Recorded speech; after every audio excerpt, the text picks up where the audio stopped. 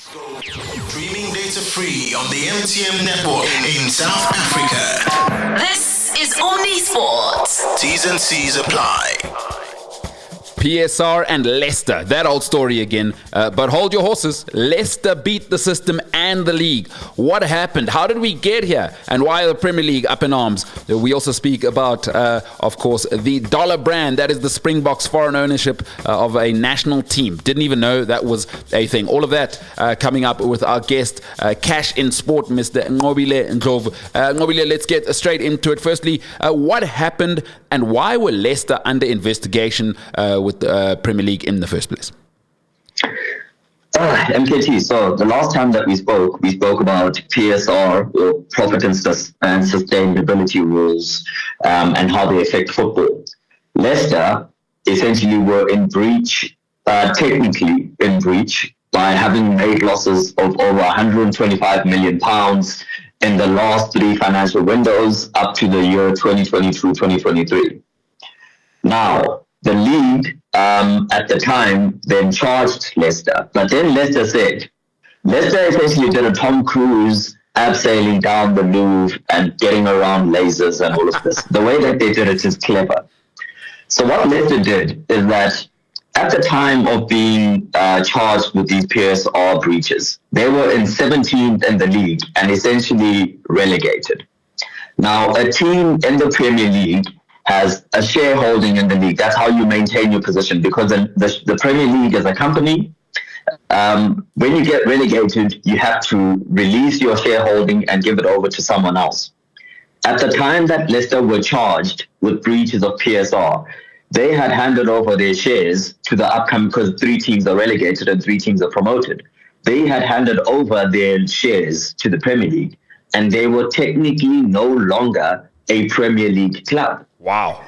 So when the Premier League then said, well, you guys are in breach of PSR, Leicester said, but we were no longer a Premier League club when we were supposed to hand over these financials. So how can you charge us with being in breach of PSR if by the time we were supposed to submit our financials, we were no longer a Premier League club? And the league essentially couldn't charge them. And they took it on appeal. The league charged them, they took it on appeal, and the appeal board said, well, technically Leicester are not wrong. They may have breached, but you can't charge them because they were no longer a Premier League club. Absolutely incredible. I mean, a technicality that small, that makes the Premier League look a bit silly, doesn't it? I mean, you've got to have that ratified as a rule. Surely, it's a $7 billion a year business. Surely you'd think the lawyers would have spotted this. It makes them look a bit silly.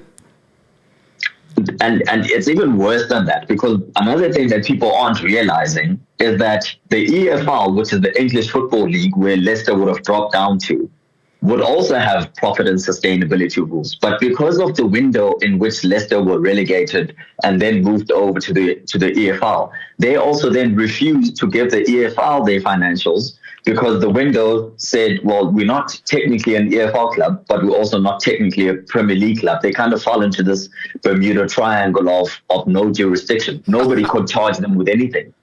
And on top of that, the Premier League, for the season in which Leicester was relegated in the AFL, had to pay Leicester parachute payments, right, which are disproportionately higher for teams coming down from the Premier League.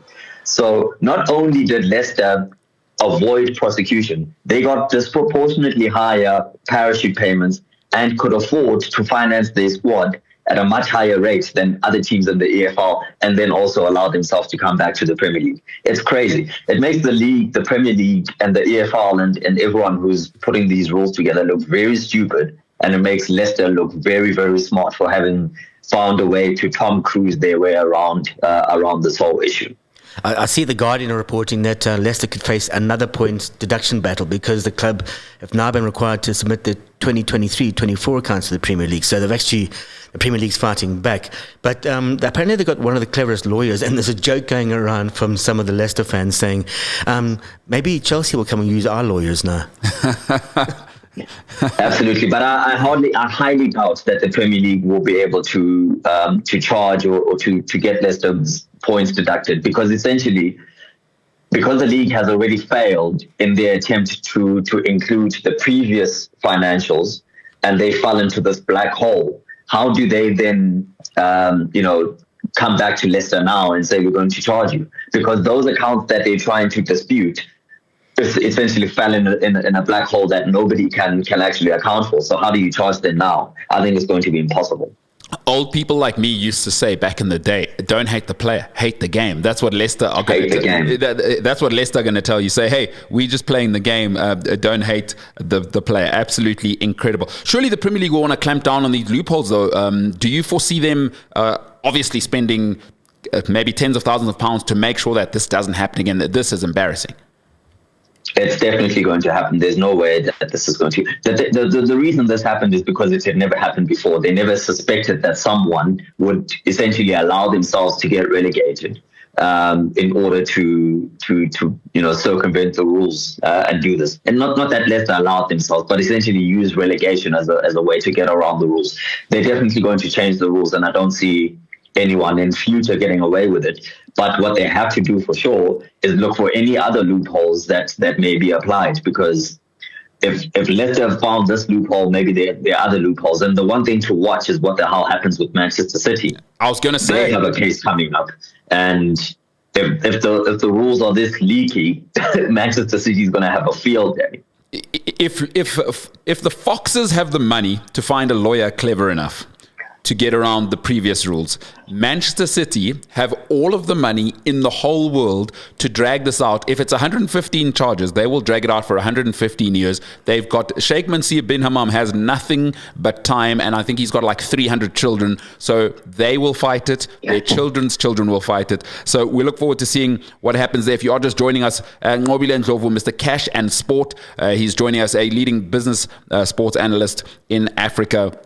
We're discussing the fate of the Premier League and Leicester getting one over them in terms of not getting a points deduction on a technicality. Okay, let's move things closer to home here. SARU CEO Rian Oberholzer said the Boks have outgrown the South African market. Nqobile, could you explain this and what he means by that? Yeah, so what he means by that is that essentially the value of South African rugby is far higher than it is, and they want to export the Springbok brand to much bigger markets than the local shores or the ones that we're exposed to in Sansa. Essentially, they want to take South African rugby much further abroad to the USA and to bring in essentially an equity partner that's going to help them to do that. If you look at, for example, and I think what they're trying to do here is emulate what's happened with Formula One and Liberty Media, who bought into Formula One and have made Formula One much more attractive and much more able to generate revenue. Amazing. And I guess that partner, what we've read is Akeli. Who are they, and why should South Africans care who these people? Akeli Sports Group is essentially two brothers, Ted and Chris Akeli.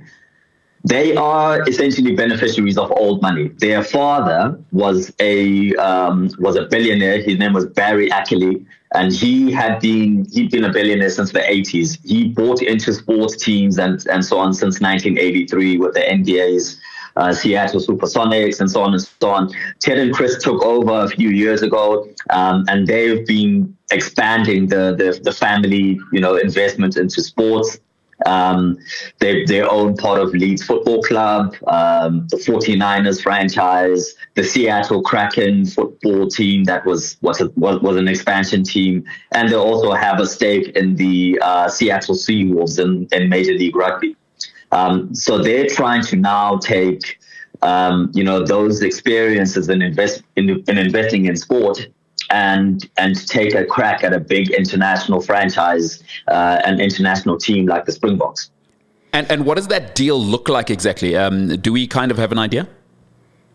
Yeah, so Rian Oberholzer is saying that this isn't done. I mean, we reported about this deal in February this year. This deal essentially has been done for a long time. But the deal looks like this. SARU, so what will happen is Akeli and SA Rugby will form a company. SARU will own about 80% of that company. Akeli will own about 20% of that company. Akeli, for their the ability for the right to play in this game, will invest somewhere around 75 million rand, right, which is about 1.4 billion, just for the pleasure of being part of this agreement. And then what Akeli's role will be to go out into the market and generate more revenue for the Springboks, right? They envision that the value of this entire deal will be somewhere in the region of about $375 million. They're only investing 75 million. So they see a potential 300 million upside. And this company, this joint venture that they form with the Springboks, SA Rugby essentially will earn quite a large chunk could potentially earn quite a large chunk of future revenue. It's dependent on the commercial activities that these two end up doing together. But for all intents and purposes, it's essentially a partner whose job is to go out there and find you more money. That's a simple layman's terms explanation of it. Yeah, I mean, the Springboks are ridiculously underpriced internationally. I see Rion complaining about the fact that the Boks are at $3 million, 53 million rand, while the English team get 9.5 billion pounds. That's £2 million. Sorry, that's 210 million pounds. So that 210 million rand. Excuse me. We should be obviously getting deals and sponsorship in dollar terms, and he wants to sort this out by the end of September. But knowing the way SA Rugby works and the fact that they have the 15 unions on board who are basically amateurs running a professional sport, that's the big push.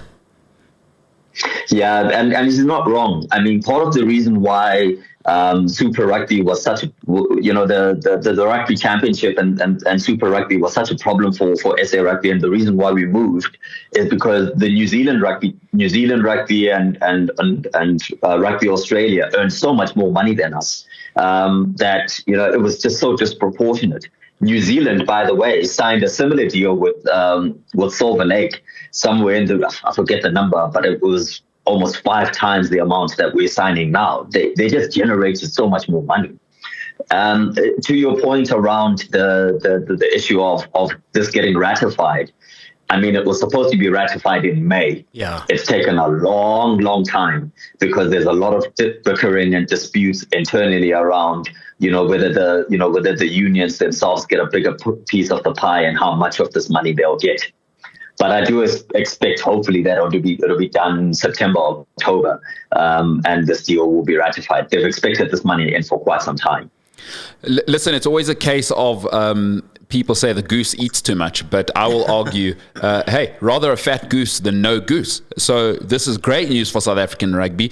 I would rather have the champagne problems of arguing, hey, can we please have more money, than there's no money left, right? Nqobile? We don't want to be having a lack of, we want to be arguing for more of. No, absolutely. And I think that people also forget that there's a couple of things that SA Rugby needs to fund. For instance, SA Rugby has announced the launch of a women's Super League rugby competition. That needs to be funded by something or someone. SA Rugby also wants to compete at much better in terms of junior levels and promoting the game to allow more players to play. That needs to be funded by somewhere or someone. The players, in terms of their playing contracts, if you look at the Siya Kolisi situation and the fact that he's, looking to come back, and SA Rugby wants to be able to offer, centrally contracted players more money, that needs to come from somewhere or someone. All of these things cost money. And if Akeli Sports Group is coming on board and saying, listen, we'll give you $75 million and we expect to make $375 million and you get an 80% share of that, I say no problem. As long as, SA Rugby continues to generate more funds, there's not going to be any issues around control or Americanization of the team and blah, blah, blah, blah, blah. I don't think that that's going to be the case. Akeli's role is to go out into the US, into Europe, into China and find more money. And that money will probably come through sponsorships, bigger broadcast deals, etc., etc. So I have no problem at all with this deal. Love to hear it. Nqobile and Ndlovu, Mr. Cash and Sport. You can catch him on all social media as Cash and Sport. So that's Cash, the letter N, Sport. Cash and Sport, Africa's leading business analyst. Nqobile and Ndlovu, appreciate you, brother. Have a great day. Nqobile, thanks so much for being with us. Thank you so much, James. Cheers. Appreciate you. Coming up, 60 seconds. Let's make some money with Kev. We'll bet for the weekend. And then also breaking news. All Blacks announced their team. We'll talk about that on the other side. Let's go. Streaming data free on the MTN network in South Africa. This is Omni Sports. T's and C's apply.